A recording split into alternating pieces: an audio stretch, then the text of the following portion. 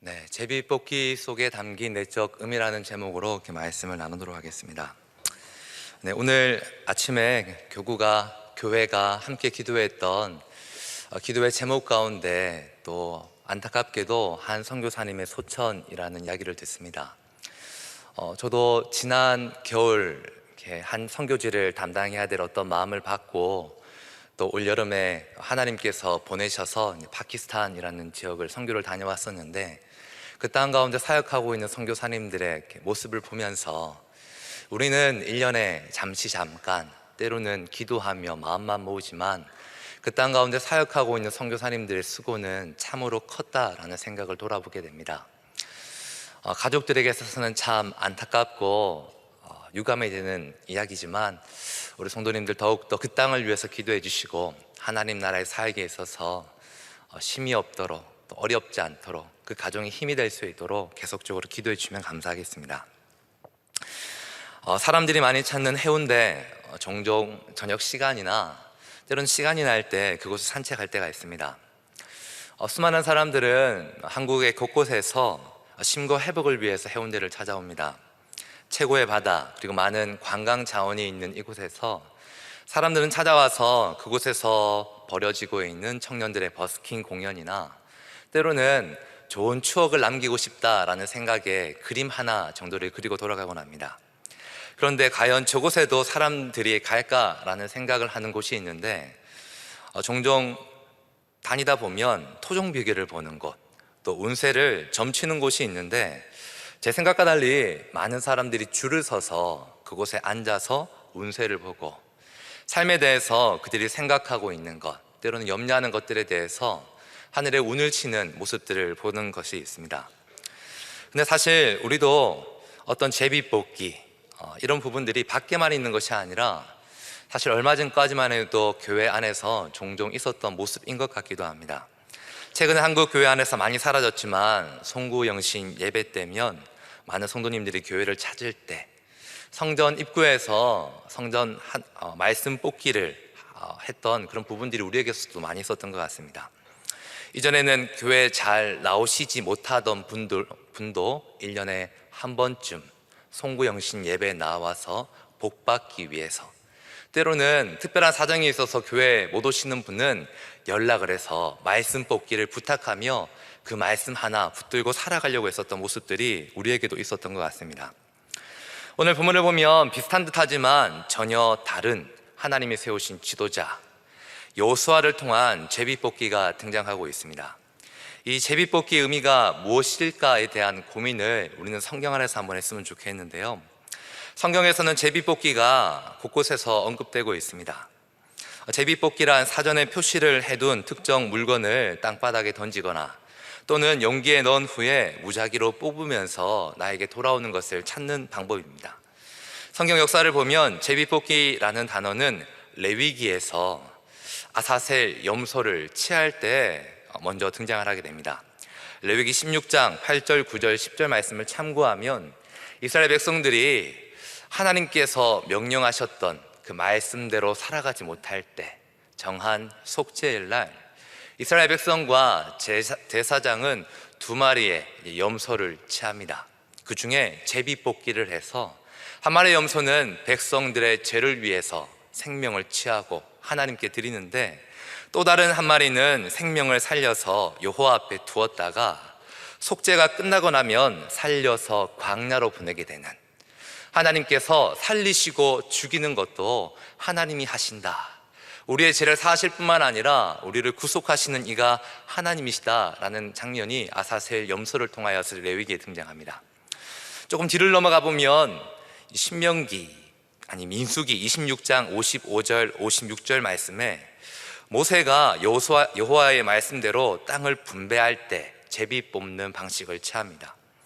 백성들을 계수한 다음 많은 사람들이 모여있다라는 것을 깨달았던 그는 광야였지만 하나님의 약속대로, 하나님의 명령대로 하나님을 신뢰하면서 광야에서 가나안 땅에 대한, 그들이 주실 기업에 대한 분깃들을 나누는 모습들이 등장을 합니다.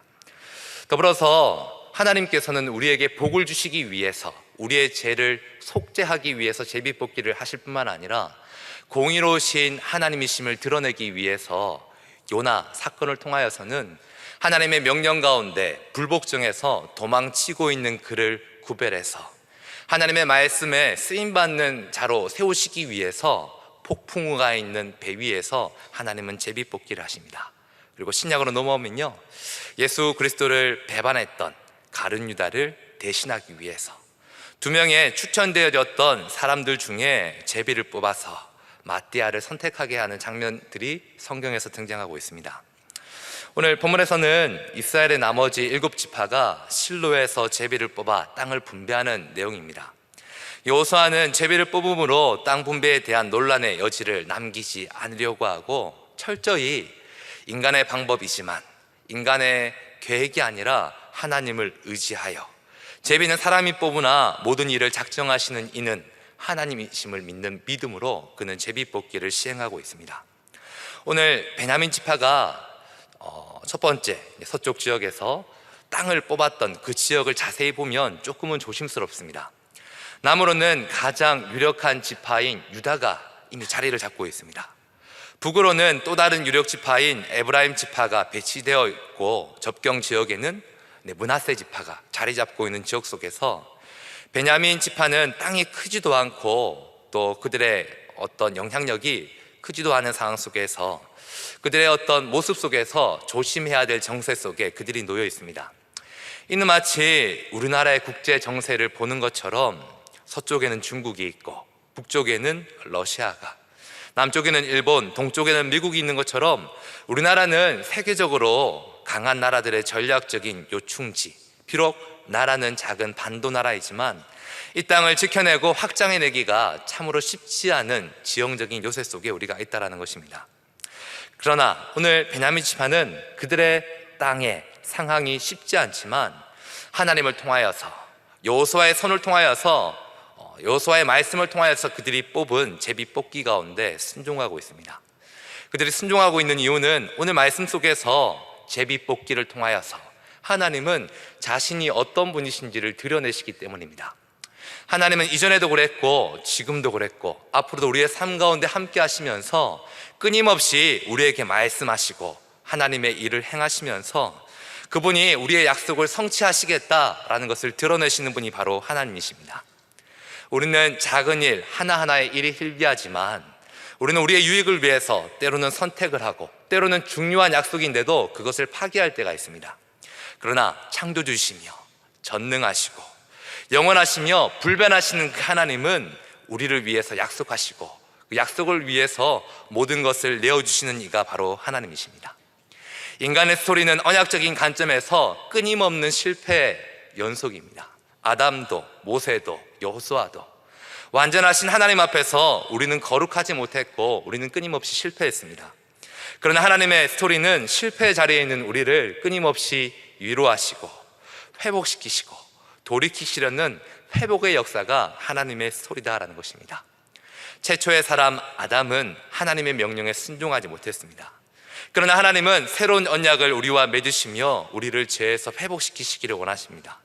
하나님은 아브라함과 모세에게 다시 한번 말씀하시면서 모든 백성이 거룩하신 하나님을 믿고 따르면 우리가 하나님의 소유가 되고 하나님의 나라를 통치할 수 있는 하나님의 언약 백성이 되게 하시겠다라고 말씀하십니다.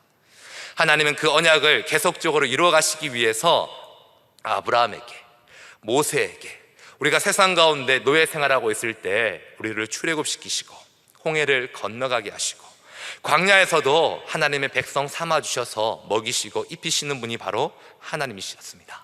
즉 하나님은 자신의 약속을 이루시기 위해서 이전에도 그랬고 오늘 베냐민 지파에게도 하나님이 어떤 분이신지를 오늘 제비뽑기를 통하여서 그들에게 보이십니다. 신명기 33장 12절 말씀을 보면 모세의 예언인데요, 베냐민에 대하여 일렀으되 여호와의 사랑을 입은 자는 그 곁에 안전히 살리로다.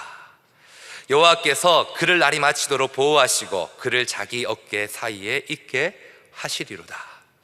베냐민을 향한 모세의 예언입니다.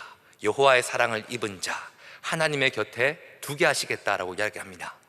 인간적인 생각으로서는 베냐민이 지금 제비 뽑은 지역은 참으로 어려운 지역입니다.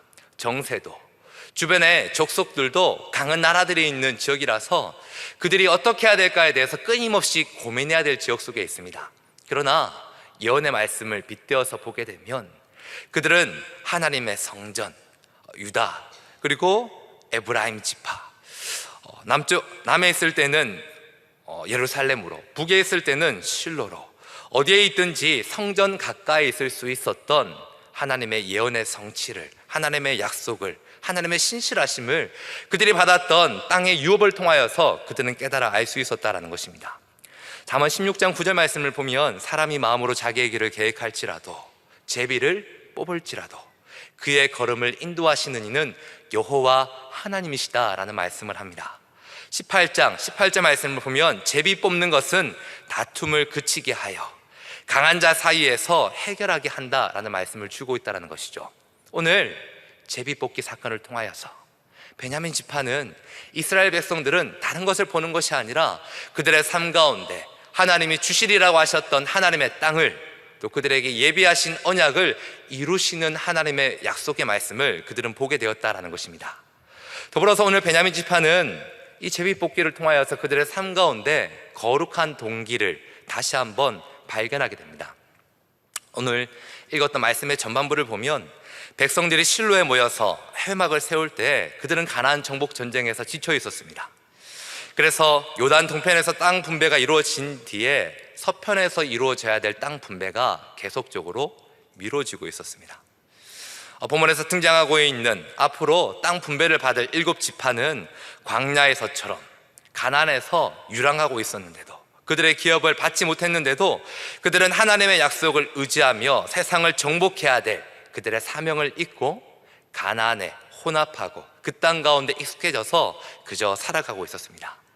그 사실을 알았던 여호수아가 그들을 향하여서 날카롭게 꾸짖으면서 하나님께서 너에게 임해 주신 땅을 너희가 점령해야 되는데 너희가 왜 지체하고 있느냐라는 이야기를 하면서 제비 뽑기를 통하여서 그들에게 동기부여를 하고 있다라는 것입니다. 너희가 주신 하나님의 땅이 있다라는 것이죠. 너에게 주신 하나님의 약속이 있다라는 것을 그들에게 기억하게 하신다라는 것입니다. 땅을 정복하는 것도 어렵지만 지키는 것도 참으로 많은 에너지를 필요하게 됩니다.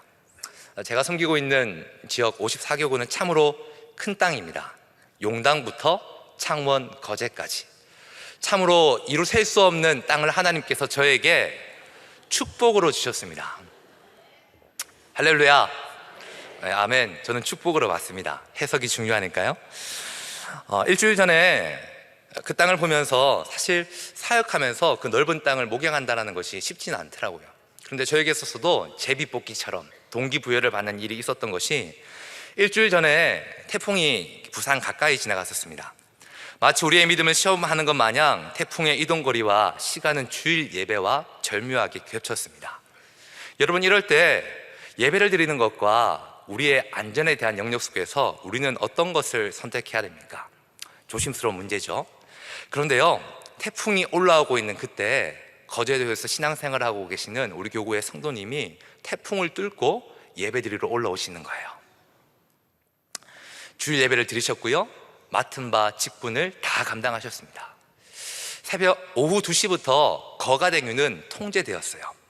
올라오실 때는 비바람을 뚫고 오시는 길이 1시간 반 정도였지만 거가대교가 통제되었다는 사실을 알면서도 밤 9시까지 제자 훈련을 끝나시고 거가대교를 못 가시니까 거의 3시간 정도를 돌아서 집으로 돌아가시더라고요.